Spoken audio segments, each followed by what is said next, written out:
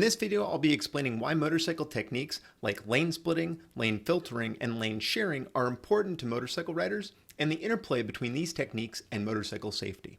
Quick introduction. My name is Alex Randall. I live in Seattle, Washington. I've been riding motorcycles most of my life, about 15 years, but more importantly, I put over 100,000 miles on my motorcycles. I run this little YouTube channel to try to help inform and entertain other motorcycle riders in a variety of topics, motorcycle and motorcycle adjacent, lane splitting among them.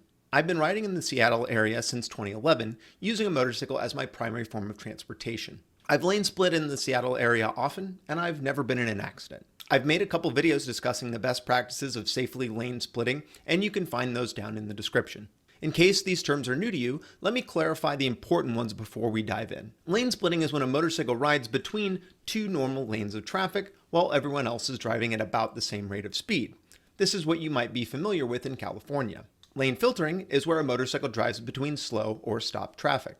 And lane sharing is when a motorcycle rides side by side with another vehicle, usually another motorcycle, in the same lane. If you haven't had much exposure to motorcycles and motorcycle communities, the common stereotype of a younger male rider with little concern for their own safety or the safety of those around them, speeding between cars and performing stunts in dense traffic, looms large.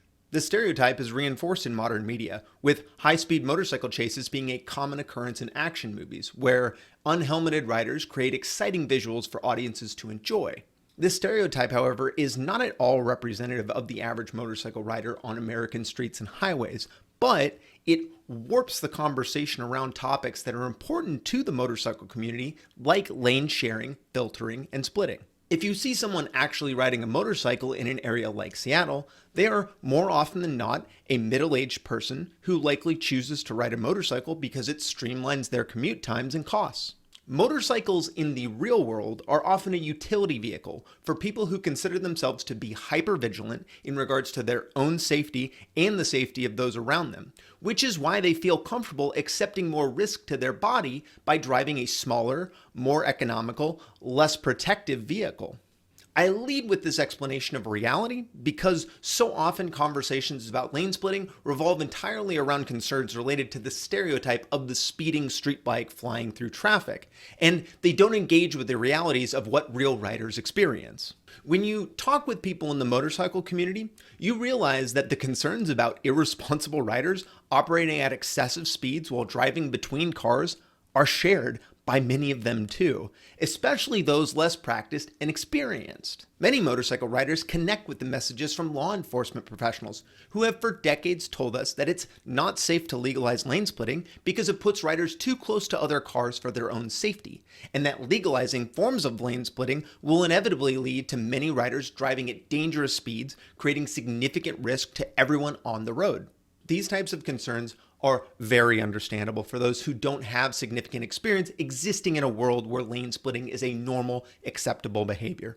And to be totally clear, I don't doubt the sincerity of the concerns from law enforcement officers on the safety of lane splitting. Many police officers and sheriff's deputies have no doubt seen the consequences of bad judgment from careless motorcyclists who've gone too fast, had a lapse in attention, or overestimated their skills and paid for it with their lives.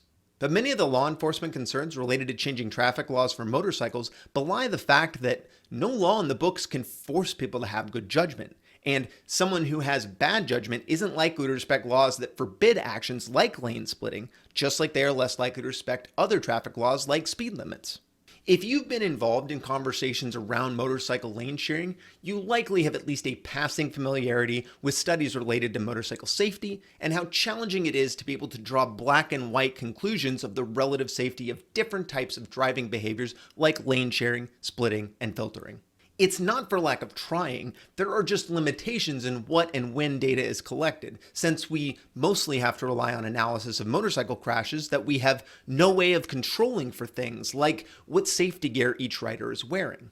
This is why so often opposition to bills related to behaviors that allow riders more flexibility in how they use the roadways, like proposals for lane splitting, retreat to intuitions on what feels dangerous, opposed to what data indicates is safe. Understanding the conclusions from the few studies we do have, like the 2015 UC Berkley Study, are so important in order to craft good policy. The most concrete conclusion from this study was that the critical factor for motorcycle safety in the event a motorcycle rider is involved in an accident with another vehicle is the speed differential. There isn't data that says a motorcycle driving in between cars creates a significant risk at any speed, as long as everyone is traveling at roughly the same pace. Jeremy Clarkson of Top Gear fame intuited this rule of thumb about how the focus on raw speed was insufficient in understanding danger, well before this Berkley study was published, in this pithy quote: "Speed has never killed anyone. Suddenly becoming stationary? That's what gets you." The common focus of concern related to lane splitting is about the proximity of motorcycles in relation to other vehicles when they ride between lanes. If a car were to be driving during traffic, say in the carpool lane of a major highway like I-5, at 30 miles per hour faster than the speed of cars in the lanes next to them, they would be creating conditions that have a reasonable potential of risk of injury or death to themselves or others. With that amount of differential speed, the driver of that car has a very limited amount of time to make evasive maneuvers if another driver around them does something unexpected, like merge into their lane. Adding space between these cars, like if we could magically make the lanes on the highways 2 feet wider, might somewhat reduce the risk of collision in this scenario, but it would clearly be working around the root of the problem, which is the difference in speed. I wanted to make sure I engaged first with the most common and totally understandable concerns that are raised whenever lane splitting bills come up for discussion. I now want to shift to explaining where some of the passion for this topic comes from in the motorcycle community and why these bills will keep coming up until they pass. Many modern cities, like Seattle where I live, have been struggling to find ways to reduce congestion on the roadways. Many of the most effective tools, such as road expansions, tunnels, and bridges, require significant investments in infrastructure that will take years, if not decades, before they can be completed. Many legislators have realized that motorcycles can be part of a comprehensive traffic management system by reducing the footprint of a single occupancy commuter on the roads and in parking structures. The cost and complexity for implementing policies that encourage more people to consider commuting in a motorcycle is significantly lower. Some simple examples are how our ferry management teams prioritize loading and unloading motorcycles first before car traffic, or that motorcycles can apply for a fee exemption from HOV toll roads. Legalizing lane splitting or filtering will be a simple, cost-effective incentive for people to consider a motorcycle over their cars. Even if it's only during the warmer winter of spring and summers, it'll help reduce the burden of our current and future traffic infrastructure. Safety is of course paramount when considering any policy, but with motorcycles, there is no getting around the fact that they are inherently more dangerous than cars, and so the topic will always be more complicated. Car safety is largely a challenge for the engineering teams that design these vehicles, building in crumple zones, adding airbags, and getting drivers to wear their seatbelt. Due to the characteristics of a motorcycle, safety is weighted more towards the actions of the motorcycle rider than the vehicle itself. Motorcycle safety starts before you even get on your bike, with each rider donning hundreds or thousands of dollars of personal protective equipment: helmet, gloves, jacket, boots, pants, and high visibility material all help compensate for the lack of a protective cage. Even with all that gear though, accidents on a motorcycle are 30 times more likely to be fatal than in a car, which is why experienced riders focus on providing as many tools as possible to avoid accidents in the first place, which will most often be rider training and education. Lane splitting is an optional tactic for motorcycle riders, and even with full legalization in California, many people still avoid doing it, or only doing it when the benefits are the most obvious, like during peak commute times. The UC Berkley study showed that riders who took the option to lane split were generally more experienced, drove more miles per year, and wore more protective equipment than those that didn't. The people who will mostly utilize the option to split lanes are largely going to be your longtime riders who are just trying to navigate through traffic efficiently in order to get to their job or their home on a vehicle that provides them additional flexibility in navigating the streets and highways in times of high congestion. With lane splitting legalized, there will no doubt be a change in the demographics and nature of motorcycle accidents. The concerns that there may be an uptick with crashes where motorcycles are lawfully filtering between cars at low speed during traffic are understandable, but these are the accidents that are least likely to end in a fatality.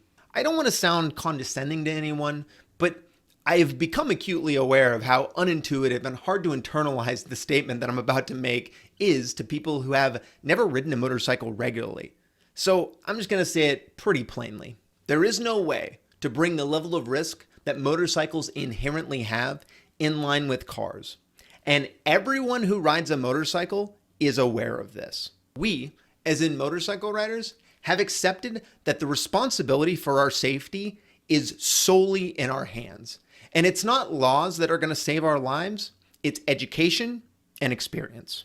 That's why the motorcycle community is so passionate about ensuring that the policies that are on the books match this reality. Riders must be empowered to assess risk moment to moment in order to make the best possible decision about how to navigate our roads. Stonewalling lane splitting legalization hasn't stopped riders like me from experimenting with the practice in states it's illegal. That in and of itself is a huge problem because instead of being provided the most up-to-date information on how to safely execute lane splitting in my motorcycle training, I had to learn the best practices from personal experience in internet forums. We do a disservice to riders when we provide them an inaccurate or incomplete education on motorcycle riding techniques. Not educating riders on how to properly lane split is about as effective at keeping riders safe as abstinence-only education is at preventing pregnancy. It's not.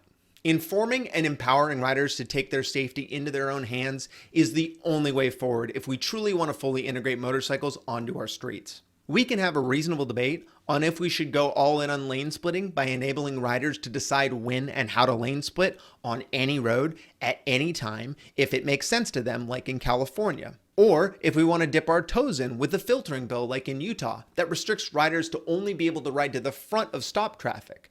But it's coming eventually, one way or another. I want to thank you for your time and attention. Please feel free to email me if you'd like to know more about motorcycles or would like to hear my feedback on any specific policies or proposals. Thank you again.